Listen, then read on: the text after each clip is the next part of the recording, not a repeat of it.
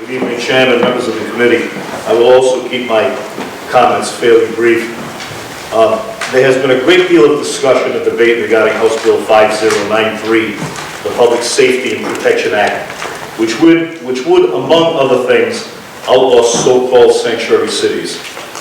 While I fully understand the ramifications of this bill on a human level, the intense political climate of the times, and the realization that nothing I say will necessarily change anyone's opinions, I believe the gravity of the situation for all concerned necessitates a detailed response. In July 2015, an illegal immigrant named Juan Emanuel Razo allegedly went on a crime spree near Cleveland that included killing one woman, wounding another, and attempting to rape a 14-year-old girl. Police had stopped Razo, 35 years old, just weeks earlier for suspicious activity, but even though he was known to have emigrated illegally from Mexico, he was released. Also in July 2015, Juan Francisco Lopez Sanchez, an illegal immigrant with multiple felonies who had been deported 5 times, allegedly shot and killed a 31-year-old woman walking with her father on a pier in San Francisco. Lopez Sanchez would have been deported a 6th time earlier last year, the previous year, but was released by the city after a drug-related arrest despite a request from federal authorities for an immigration detainer. San Francisco, as a sanctuary city, does not honor such requests. The case has divided law enforcement agencies, with federal immigration authorities lashing out at local police for having ignored a request to hold Lopez Sanchez so that he could be deported.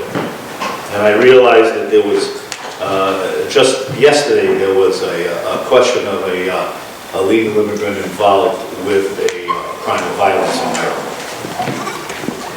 These are just examples for the need for a process codified into our state law, which enables local law enforcement to contact federal immigration authorities when necessary, without interference or restriction from municipal or state authorities. Simply put, it would allow our local law enforcement authorities to do their job, which is to be our first line of domestic defense from the criminal element.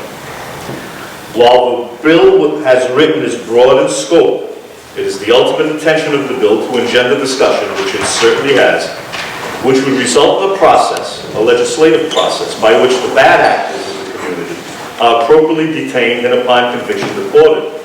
The immediate concern is not with those members of the illegal immigrant community who are otherwise obeying our laws. These are the reasons I submitted the bill. As aforementioned, it is broadly written in the hope the legislation process will, quote, whittle it down, unquote, so that the final iteration of the bill will impact only those individuals committing crime. Additionally, and I hope to say this for the last time, it should be noted I first submitted this bill during last year's 2016 General Assembly session, long before Donald Trump became president, long before he became a viable candidate, and before Mayor Lawson and Commissioner Parry of Providence and Governor Raimondo discussed the sanctuary issue. In closing, it has been said, quote, a nation that selectively enforces laws is neither a just nor fair country, unquote. We have immigration laws for good reason. It is for the safety of Rhode Islanders that our state should not stand in the way of their proper enforcement.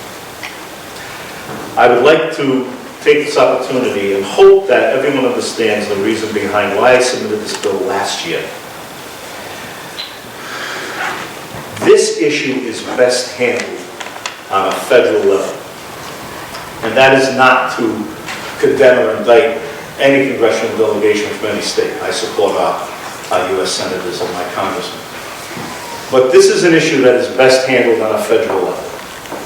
And I think that, and again, I'm only speaking for myself, not the members of the Judiciary Committee, not the House of Representatives, certainly not the leadership, that prior Republican and Democratic presidential administrations, for whatever prurient reasons, did not put forth an appropriate, legal, moral immigration package.